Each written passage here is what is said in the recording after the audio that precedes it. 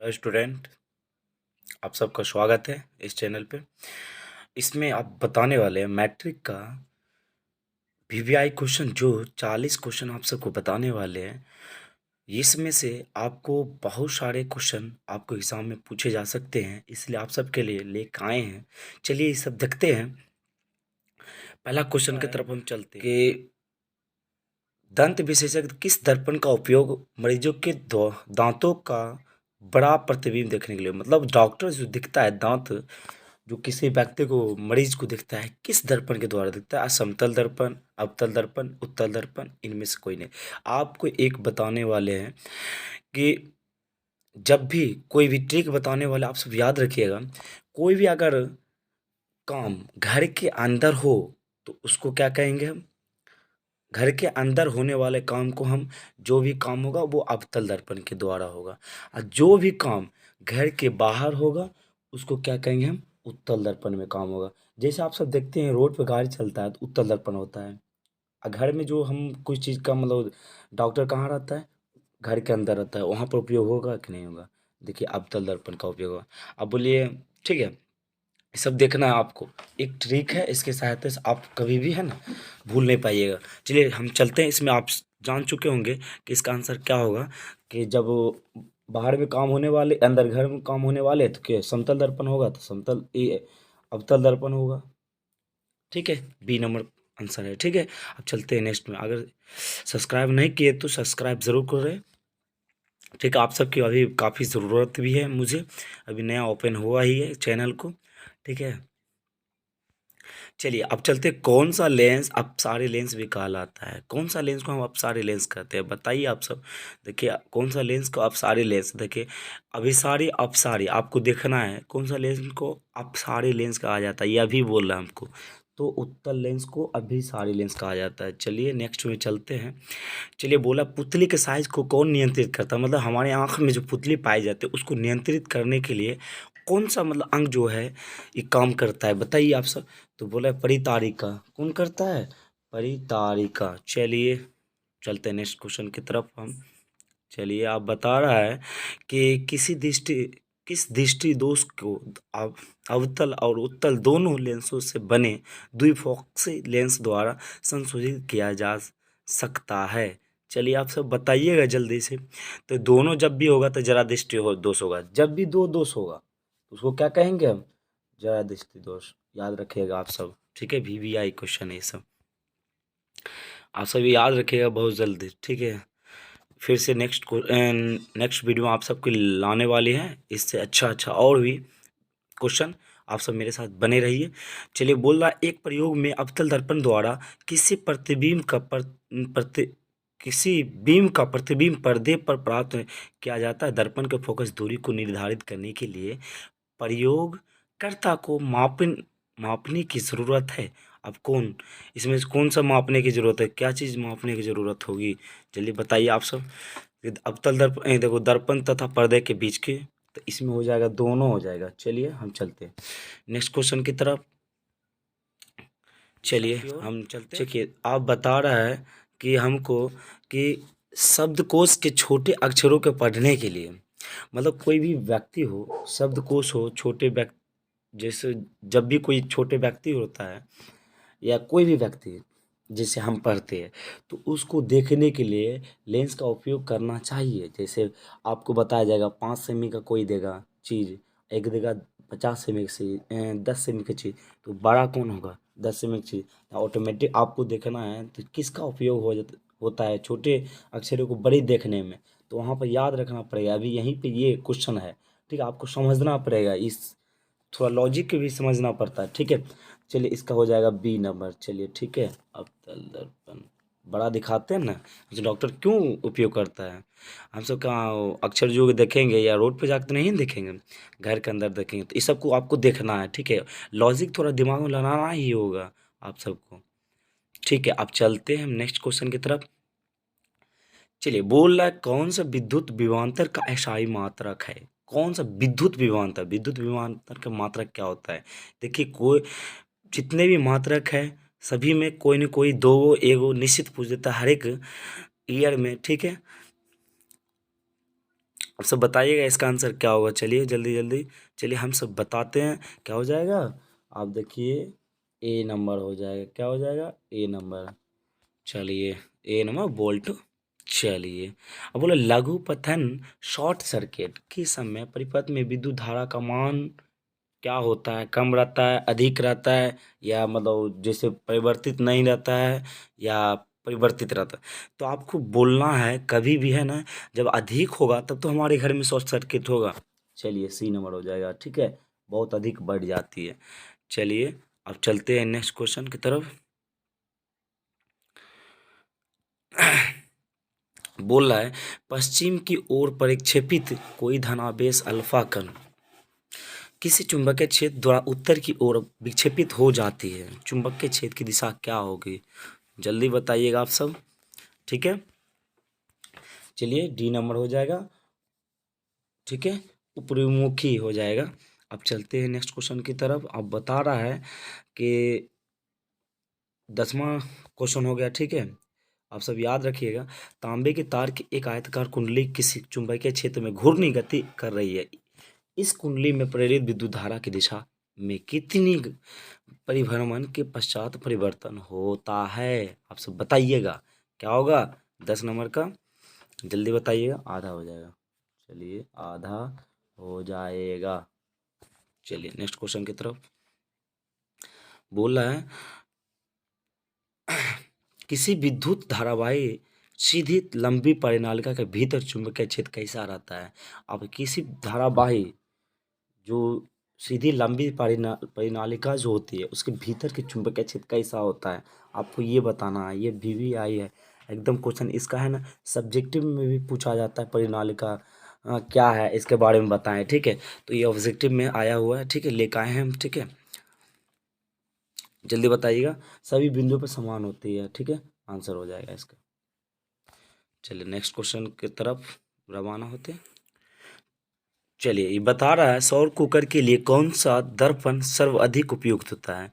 सौर दर्पण के लिए, आप सौर दर्पण के लिए कौन सा उपयोग होता है, सब आप सब जानते हैं कौन सा उपयोग होगा।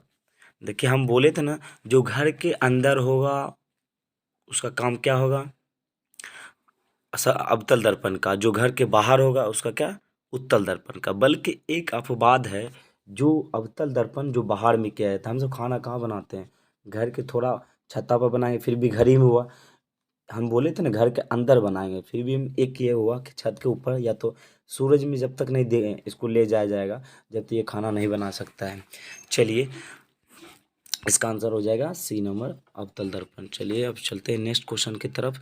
बोला चिपको आंदोलन का मुख्य उद्देश्य क्या, संरक्षित करना था। मतलब चिपको आंदोलन किससे संबंधित था, मिट्टी से था, जल से था, वृक्षों से था। तो आपको क्या बोलना है, वृक्षों से था। मतलब कोई पेड़ से मतलब क्या था, वो लगाव था इस आंदोलन का। चलिए अब बोल रहा है कि विलयन का उपयोग दीवारों की सफ़ेदी करने के लिए किया जाता है। मतलब कौन सा विलयन है जो सफ़ेदी हम सब पेंट करने के लिए उपयोग करते हैं। चलिए बी नंबर हो जाएगा, जिसको हम बुझा हुआ चूना भी बोलते हैं, ठीक है, बुझा हुआ। चलिए इस वीडियो को लाइक नहीं किया तो लाइक ज़रूर करें, सब्सक्राइब नहीं किया तो सब्सक्राइब ज़रूर करें। चलिए आगे हम चलते हैं। बोल रहा है Na2SO4 Ba प्लस VaCl2 तीर के निशान BaSO4 प्लस 2NaCl, मतलब क्या बैलेंस कर दिया। देखिए अभी इसमें बताया गया कि उपयुक्त रासायनिक अभिक्रिया है, मतलब कौन सा संयोजन अभिक्रिया है, वियोजन अभिक्रिया है, द्वितीय विस्थापन अभिक्रिया, इनमें से कोई नहीं। तो आपको बताना पड़ेगा कौन सा वियोजन अभिक्रिया हो जाएगा। चलिए 15 का क्या हो जाएगा, वियोजन, वियोजन अभिक्रिया होगा। नहीं, जब दोनों में बट रहा है तो ये हो जाएगा, सॉरी, आपका हो जाएगा, क्या हो जाएगा, सीनो द्विविस्थापन अभिक्रिया हो जाएगा, क्योंकि दोनों तरफ विस्थापित हो रहा है, द्विविस्थापित हो जाएगा। चलिए चलते हैं नेक्स्ट में, ये सब आपको ध्यान देना है, ठीक है, क्योंकि दोनों तरफ विस्थापित हो रहा है। देखिए Na देखो ये क्या हो, विस्थापित जो जुड़ा हुआ था वो दूसरे में चल गया, जो जिसके साथ जुड़ा हुआ था वो इसमें आ गए जुड़ने के लिए, तो दोनों में जुड़ गए थे, द्विविस्थापन अभिक्रिया कहेंगे। विस्थापित अभिक्रिया उसे कहेंगे जो एक कोई तत्व दूसरे तत्व को क्या करता, विस्थापित कर देता, उसे विस्थापन अभिक्रिया कहते हैं। चलिए हम चलते हैं नेक्स्ट में। चलिए बोलो कौन सा बुझा हुआ चूना है। देखिए अभी ऊपर में बता चुके हैं जो पेंट करने के लिए उपयोग होता है, तो CaOH का होल्ट वाइज। चलिए बी नंबर। चलिए नेक्स्ट में चलते हैं। बोला लवण Na2CO3 का जलीय विलयन है। जो Na2CO3 का जलीय विलयन कैसा होता है, क्षारीय होता है, ये मतलब यहाँ बता रहा है 7 होता है, 7 से अधिक होता है, 7 से कम होता है, इनमें से कोई नहीं। तो आपको बताना पड़ेगा 7 से अधिक है, क्योंकि क्षारीय होता है। जब भी Na2, तो देखिए बॉक्साइट किस धातु का महत्वपूर्ण अयस्क है। बॉक्साइट देखिए VVI मोस्ट VVI क्वेश्चन है, पूछा भी गया बहुत बार ये क्वेश्चन, ठीक है, बहुत बार पूछा गया। फिर भी देखिए आपका आंसर क्या हो जाएगा, C नंबर हो जाएगा। बॉक्साइट एल्युमिनियम का होता है, ठीक है।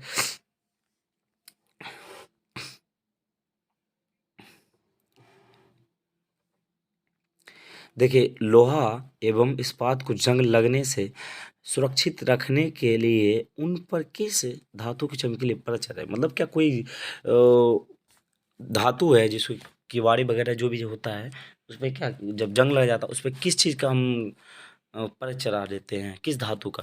तो अब बताइए जिंक का। किसका होगा, D नंबर हो जाएगा। क्या नंबर, D नंबर हो जाएगा। चलिए D नंबर। अब चलते हैं नेक्स्ट में।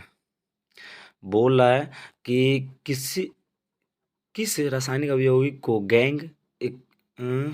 यौगिक को सॉरी गलत हो गया थी, गर्म करने पर प्लास्टर ऑफ पेरिस प्राप्त किया जा सकता है। चलिए किसे मतलब जो गर्म करने पर क्या होता है, प्लास्टर ऑफ पेरिस प्राप्त हो सकता है। जल्दी आप सब बताइए, फास्ट में अच्छा क्वेश्चन है, सब्जेक्टिव में भी जरूर आता है कि आप कैसे प्राप्त कीजिएगा, ठीक है। अभी बताएंगे आंसर तब आपको बता देंगे। देखिए बताया जाएगा आपको जिप्सम का, आप जो कैसे प्राप्त कर सकते हैं, प्लास्टर ऑफ पेरिस को क्या कर सकते हैं, गर्म करके हम जिप्सम को प्राप्त कर सकते हैं। ये भी देखिए आपका आएगा। चलिए बता रहा आप क्वेश्चन आगे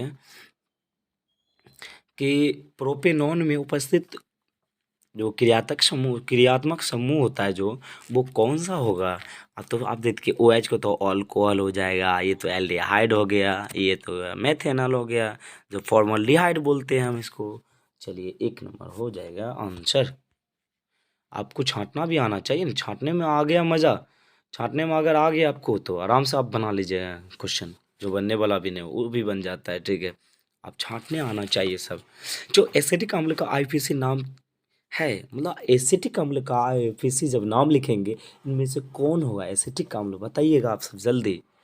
चलिए जल्दी जल्दी बताइएगा। चलिए आप सब सही बता रहे हैं, A नंबर होगा इथेनोइक अम्ल। चलिए बोल रहा है कि विद्युत अपघटनी परिष्करण में अशुद्ध धातु को बनाया जाता है, शुद्ध धातु को बनाया जाता है, जल्दी बताइएगा आप सब।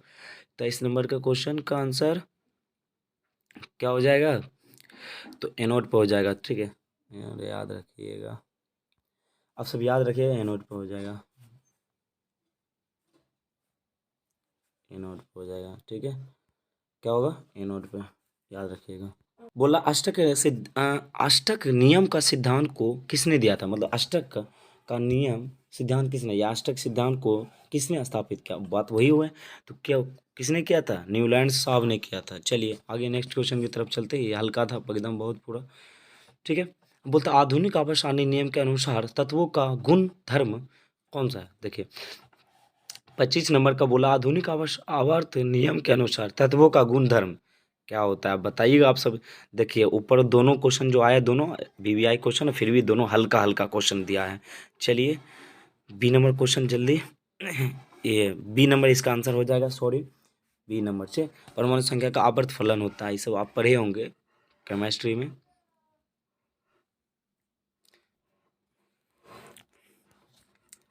चलिए बता रहा अब देखिए किसे कोशिका का ऊर्जा मुद्रा के रूप में जाना जाता है, मतलब मुद्रा के रूप में आप सब जानते हैं। एक क्वेश्चन अभी बताते, मुद्रा की बात आया तो क्वेश्चन भी याद आ गया। चलिए बताएगा को मुद्रा का खोज जब किसने किया था, मुद्रा का खोज क्रॉथर ने किया था, समझे। 14वीं ईस्वी में लगभग 1440 ईस्वी में की गई थी, ठीक है। चलते हैं किस देश ने सबसे पहले की थी, तो ये कुत्ते क्या चीन ने किया था, ठीक है। सबसे पहले, और उससे पहले है ना मिस्र को बताया जाता है, फिर भी ये हम सब क्या कहीं भी देखते लिखे हुए चीन को, ये मिस्र को बताया जाता है। आप सब देखिएगा बहुत सारे जगह में, जो आप डीपली में पढ़िएगा तो मिस्र को बताया जाता है। चलिए हम चलते हैं नेक्स्ट में। कोशिका, किसी कोशिका का ऊर्जा के मुद्रा के रूप में जाना जाता है तो एटीपी को जाना जाता है। किसको जाना जाता है? बी नंबर, एटीपी को जाना जाता है। चलिए चलते आगे। पत्तियों में गैसों का आदान प्रदान कहाँ से होता है? देखिए वीवीआई क्वेश्चन है, पत्तियों का आदान प्रदान कहाँ से होगा? उसके त्वचा द्वारा नहीं होता है, उसके रंध्र द्वारा होता है। आप सब जानते हैं, पढ़े होंगे, ठीक है। जरूर तहलका मचाएंगे अगले साल तक, ठीक है। अभी तो फील्ड में रखे ही जगह है। चलते, हृदय से रक्त को संपूर्ण शरीर में पंप किया जाता है, मतलब किसके द्वारा किया जाता है? आप ये बताइएगा, जल्दी जल्दी, जल्दी जल्दी बताइएगा आप सब, जल्दी जल्दी बच्चों, जल्दी जल्दी। क्या होगा? बी नंबर हो जाएगा, निलय द्वारा। चलिए चलते हैं नेक्स्ट क्वेश्चन की तरफ। मतलब कौन सा पादप हार्मोन पत्तियों के मुरझाने के लिए उत्तरदायी होता है? मतलब देखिए, पादप में 4 हार्मोन पाया जाता है, उनमें से कौन सा हार्मोन जो पत्तियों को मुरझाने का काम आता है, उसका नाम बताना है आपको सिर्फ, ठीक है। सी नंबर हो जाएगा इसका आंसर। क्या वो एब्सिसिक एसिड, एब्सिसिक एसिड हो जाएगा, ठीक है। याद रखिएगा आप सब, एब्सिसिक एसिड होगा, ठीक है।